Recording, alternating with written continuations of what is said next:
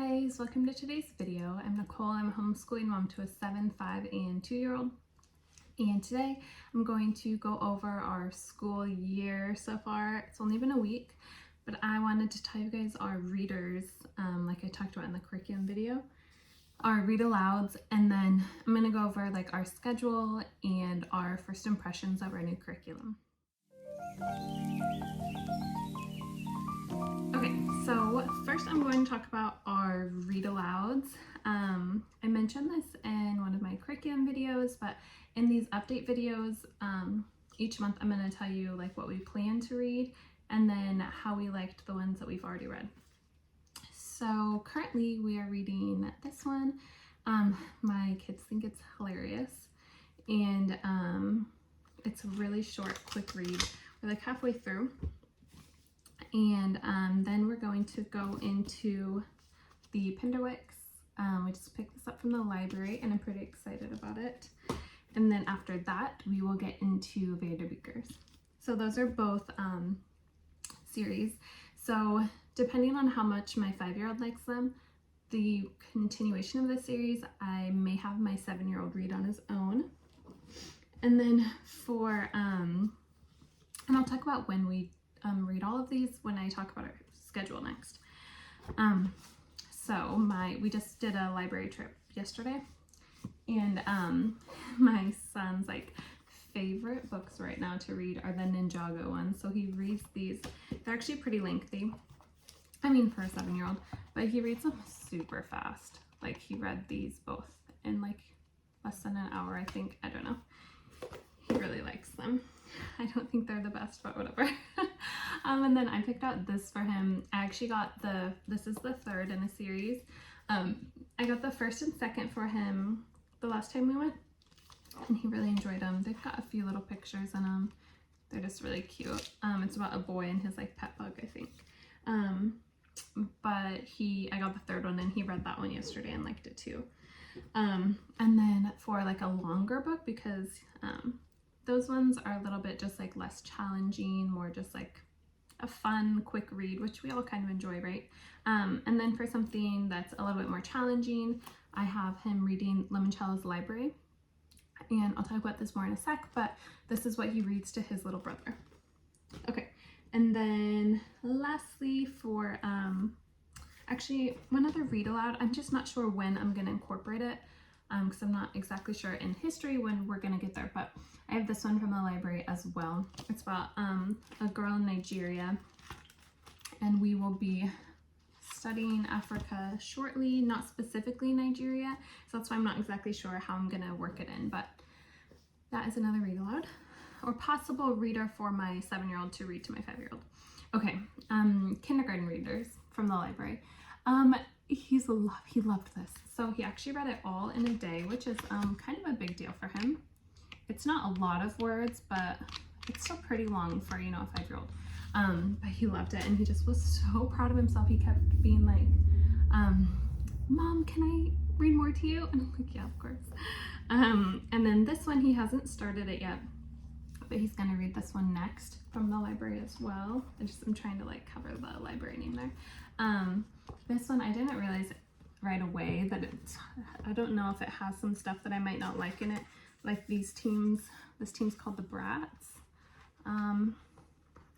Yeah, I don't know if I'm loving that, but as far as like ease of words and a little bit more challenging for the amount of words that are on a page, I think that is good. But I honestly might, it's called a Jack book, so I might just actually look for some others that are the same style, that don't talk about brats versus ladies, because that's not like my favorite. Okay, so those are all the read alouds and the readers that we have for, that we've kind of started or that we'll have going through September. And then next I'm going to talk about our schedule. So the first thing that I did with our schedule that worked really well was I just like really quickly wrote out for my kids what to expect. So I did pictures mostly for my younger son, although he was able to read a lot, and then I wrote out in words for my older.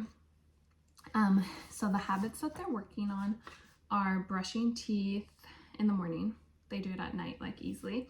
And then cleaning up, keeping upstairs clean, which is like kid zone. If you haven't seen some of my other videos where I show that, all of our other, like our living room with like our TV, this room, my husband and I's bedroom, laundry room, kitchen, that's all downstairs. So we don't have like a huge need to ever go upstairs. And our entrance is downstairs as well. So anyway, I'll talk about the schedule and kind of like how it's going as I talk about it. So morning brush teeth. They were semi good at this until I wrote out the schedule, and they do it every single morning, and they're like, look at it, and they like, I guess they're like list checkers, whatever. They really enjoy it. Probably because I don't do this sort of stuff for them a lot, because I know that a lot of kids will just be excited about it for a day or two and then not do it. But it's been about a week and a half-ish since I made this, and they've been doing it strong. So they wake up, they brush their teeth, and then they come out to, they usually play a little bit, but when I'm ready for them, we read on the couch Wonderful, which is the book of Psalms, like explained for kids. And then I go in and make breakfast. While we're eating, or while they're eating, I don't usually eat breakfast, I just have coffee. I do our read aloud. So right now that's this one, and then I'll get into the next. And then we finish up eating, the boys do. My daughter takes a little bit longer to eat, which works out well, because then I roll into math with my boys. I'm just right there at the table. And then after math, see, it's all on the schedule. We take a little, it's like break time, but they have a couple checklist things to do before they can just do whatever they want. So the first is reading to each other. So right now my 7-year-old is reading this to my 5-year-old. They usually go upstairs and they have a little cozy spot on their nugget that they will read to each other. And they have, my 5-year-old has like a choice of books too. I mean, he can read whatever he wants, but he likes me to like set out certain books for him. And so they read to each other, just like a chapter, or if they want to read more. After they read, they clean one room upstairs together. So it has been so helpful.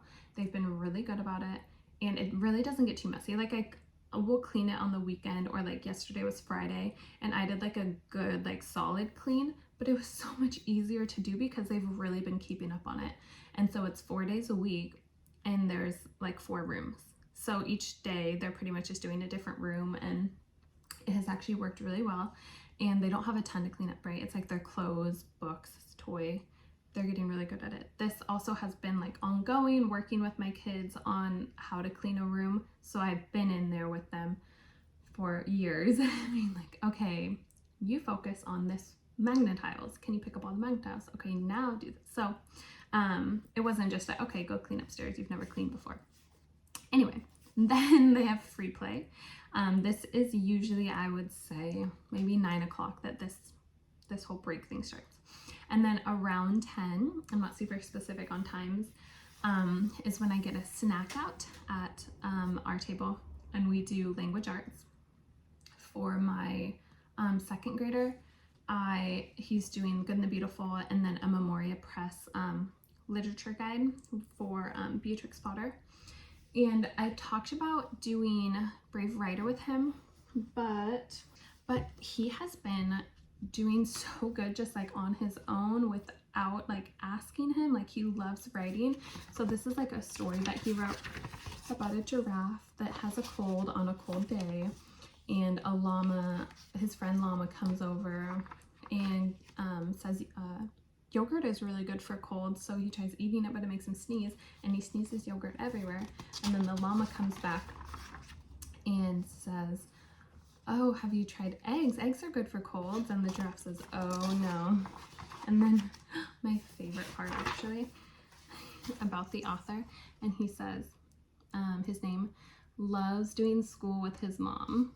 At age 7 he wrote this book. Okay, it's really cute. But anyway, I don't really want to like squash his like natural inclination to write, so I just haven't started it yet. I still plan on doing Dart with him next month because it's more of a book study, whereas jot it down is like a writing assignment, and I just don't think he needs it. He's in 2nd grade and he's like writing these books all the time by himself using quotations, and yeah, I felt like I was kind of just trying to like check off like, okay, I'm doing writing with him, and it's just not necessary.